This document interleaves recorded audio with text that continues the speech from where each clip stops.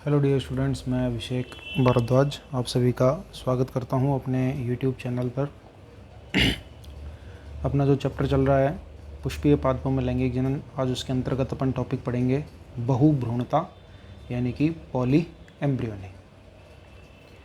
Poly embryony के बारे में यदि अपन चर्चा करें तो पॉली यानी बहु, भ्रूणता यानी बहुत सारे भ्रूण। तो उससे पहले अपने को बात करनी है खोजकर्ता, पॉली एम्ब्रियोनी के खोजकर्ता। तो पॉली एम्ब्रियोनी जो है वैज्ञानिक हुए हैं एंटोनी वॉन ल्यूवेनहॉक। आप याद रखें, ल्यूवेनहॉक वैज्ञानिक थे। इन्होंने संतरे में, सिट्रस में इसकी खोज की। एक्चुअल में बहुभ्रूणता वास्तविक तौर पर क्या है, जैसा कि पीछे अपन ने पढ़ा है कि अंडाशय में स्थित होते हैं बीजांड, और बीजांड में स्थित होता है भ्रूण कोश। अब जब निषेचन क्रिया होती है तो बीजांड में सामान्यतः एक भ्रूण कोश पाया जाता है, इसलिए बीजांड में एक भ्रूण बनता है और एक बीजांड आगे जा कर के एक बीज का क्या करता है, निर्माण करता है।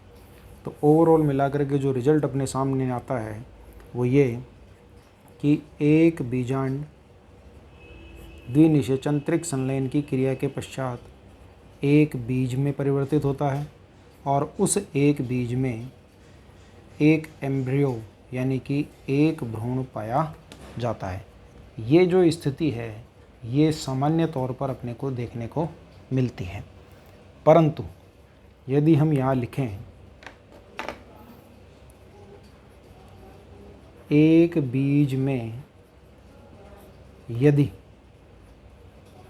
एक से अधिक भ्रूण उपस्थित हों तो ये जो स्थिति है ये कहलाती है बहुभ्रूणता यानी कि पॉली एम्ब्रियोनी।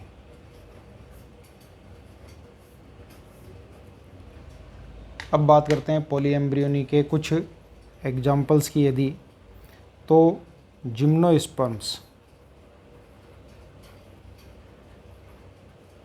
यानी कि जो अनावृत बीजी पादप हैं उनमें बहुभ्रूणता सामान्य तौर पर देखने को मिलती है।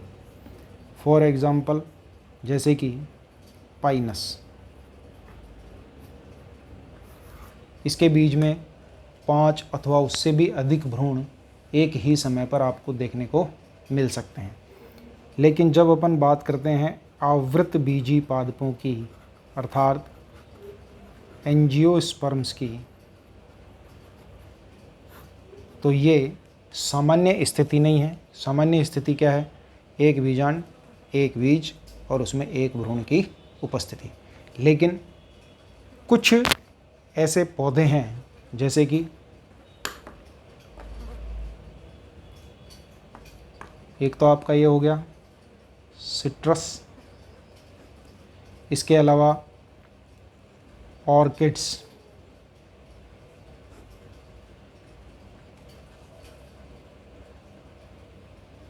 इनमें आपको बहुभ्रूणता देखने को मिलेगी। एलियम, ये कुछ ऐसे जनरा हैं प्लांट्स के या वंश हैं जिनके पौधों में आपको बहुभ्रूणता देखने को मिलती है। अब जो ख़ास बात है वो ये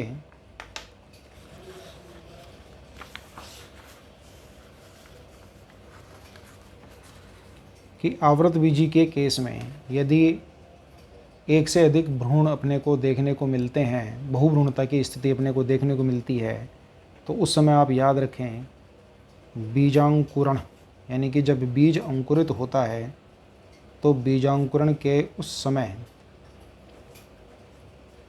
एक ही भ्रूण सक्रियता दर्शाता है, अर्थात नवोद्भिद पादप का क्या करता है, निर्माण करता है। जो शेष भ्रूण हैं वो स्वतः ही क्या हो जाते हैं, निष्क्रिय हो जाते हैं। लेकिन यहाँ भी एक अपवाद है। ऑर्किड्स ऐसे पौधे हैं जिनमें बहुभ्रूणता देखी जाती है और बीजांकुरण के समय एक से अधिक भ्रूण सक्रिय अवस्था में अपने को देखने को मिलते हैं। तो ये चीज़ आप याद रखें। तो बहुभ्रूणता के खोजकर्ता ल्यूवेनहॉक हैं जिन्होंने संतरे में की थी। सामान्य स्थिति एक बीजांड में एक बीज और एक बीज में एक भ्रूण, लेकिन यदि एक से अधिक भ्रूण अपने को देखने को मिलता है, जैसे कि सिट्रस है, ऑर्किड्स है, एलियम है, इनमें, तो उस स्थिति को हम बहुभ्रूणता कहते हैं। बहुभ्रूणता होती है दो प्रकार की। क्या लिखते हैं अपन, टाइप्स। अब जैसे सपोज कीजिए ये एक बीजांड है,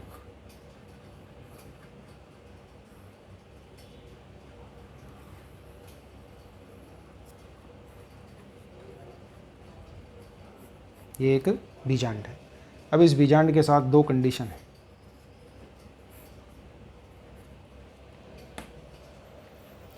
इस बीजांड में पहली कंडीशन ए लिख देता हूँ मैं, और दूसरी कंडीशन बी। इस बीजांड में एक भ्रूणकोश और यदि एक ही भ्रूणकोश हो लेकिन एक से अधिक भ्रूण निर्माण, अर्थात कौन सी अवस्था आ रही है, बहुभ्रूणता की, तो ऐसी स्थिति कहलाती है सत्य बहुभ्रूणता। दूसरी कंडीशन कि ये ही मान लीजिए कोई ओव्यूल है, इसमें एक से अधिक क्या उपस्थित हैं, भ्रूणकोश, और यहाँ अपने को एक से अधिक क्या देखने को मिल रहे हैं, भ्रूण। तो एक से अधिक भ्रूण है, इसका मतलब स्थिति कौन सी हो गई, बहुभ्रूणता की। लेकिन ये जो बहुभ्रूणता है वो कहलाएगी फॉल्स पॉलीएम्ब्रियोनी, यानी कि असत्य बहुभ्रूणता। तो यानी कि कहने का तात्पर्य ये है कि एक्चुअल में एक ही भ्रूणकोश हो और एक से अधिक भ्रूण देखने को मिल रहे हों तो स्थिति बहुभ्रूणता होगी, लेकिन सत्य बहुभ्रूणता होगी। अब यदि उसी बीजांड में एक से अधिक भ्रूणकोश हों और एक से अधिक भ्रूण बन रहे हों तो स्थिति तो बहुभ्रूणता की आएगी, लेकिन वो कौन सी होगी, असत्य बहुभ्रूणता। अब बहुभ्रूणता के कारण, रीजंस, कि बहुभ्रूणता उत्पन्न क्यों हो जाती है। तो पहला रीजन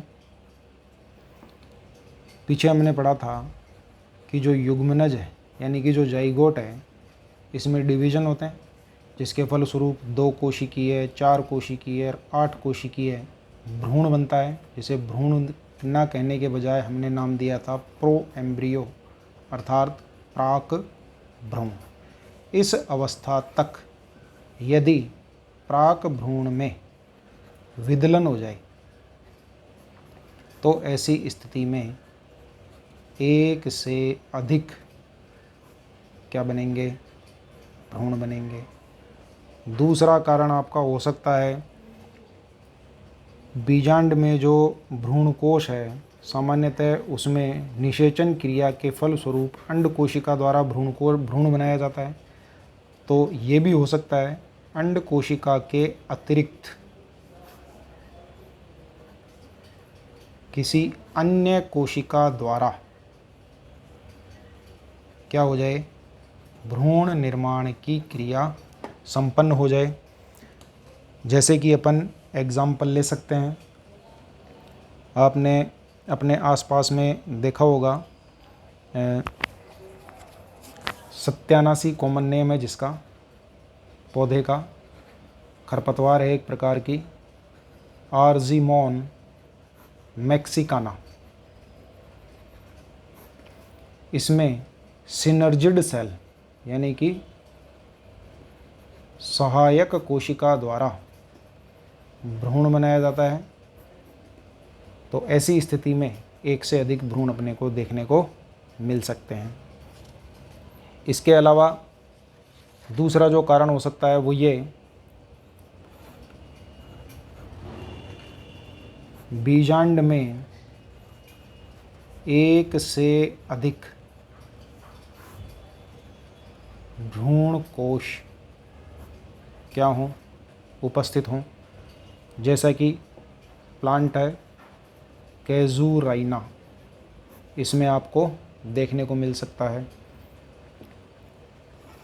इसके अलावा अच्छा, कैजुराइना आप रिकॉल करें, पीछे इसी चैप्टर में निषेचन क्रिया से पहले होने वाली जो घटनाएं हैं उसमें आया है। तो आप इसको ढूंढेंगे और याद करने की कोशिश करेंगे कि कहाँ आया है। इसके अलावा न्यूसिलस, जिसे आप बीजांडकाय या बीजांडकाई ऊतक अथवा अध्यावरण द्वारा भी क्या कर दिया जाता है, भ्रूण निर्माण कर दिया जाता है। तो कहने का तात्पर्य है, प्राक भ्रूण में विदलन के द्वारा एक्स्ट्रा एम्ब्रियो बन सकता है। अंड कोशिका के अलावा कोई अन्य कोशिका एम्ब्रियो का निर्माण और कर दे, जैसे कि आर्जीमोन मैक्सिकाना यानी कि सत्यानाशी का जो पौधा है उसमें देखने को मिलता है, सहायक कोशिका द्वारा भ्रूण बना दिया जाता है। कैजुराइना एक ऐसा पौधा है जिसमें बीजांड में एक से अधिक भ्रूण कोशों की उपस्थिति देखी गई है। तो ऐसी स्थिति में भी भ्रूण एक से ज़्यादा बनेंगे। कभी कभी बीजांडकाई ऊतक या फिर जो अध्यावरण की जो कोशिकाएं हैं उनके द्वारा भी भ्रूण बना दिया जाता है। चूँकि ये द्विगुणित होती हैं तो भ्रूण भी कैसा होगा, द्विगुणित होगा। तो इस प्रकार किसी भी पौधे में एक से अधिक भ्रूण की स्थिति आपको देखने को मिल सकती है।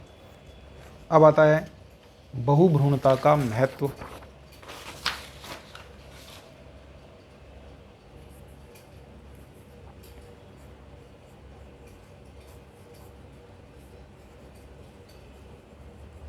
बहुभ्रूणता का महत्व यानी कि सिग्निफिकेंस। तो इसमें सबसे पहली चीज़ कि जैसे अभी अपन ने पढ़ा कि बीजांडकाई ऊतक द्वारा भ्रूण बना दिया जाता है। तो बीजांडकाई ऊतक या बीजांडकाय द्वारा यदि भ्रूण बनता है तो ये जो भ्रूण है इसकी कुछ विशेषताएं होती हैं। जैसे कि एक तो ये रोग रहित होता है, दूसरा अपने जो जनक पादप हैं, जनक पादपों से गुणों में बेहतर होता है, यानी कि विग्योरिटी शो करता है, ओजता दर्शाता है। इसके अलावा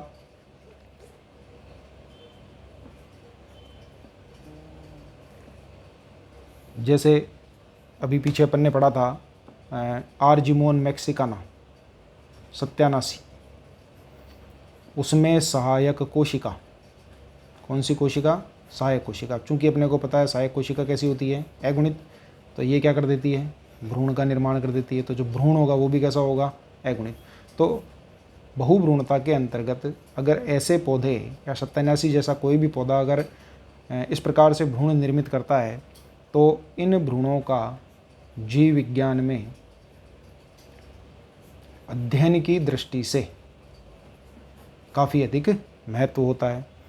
इसके अतिरिक्त इन्हीं अगुणित भ्रूणों को, ये जो अगुणित भ्रूण अपने को मिले हैं, इन्हीं अगुणित भ्रूणों को हम कॉल्चिसिन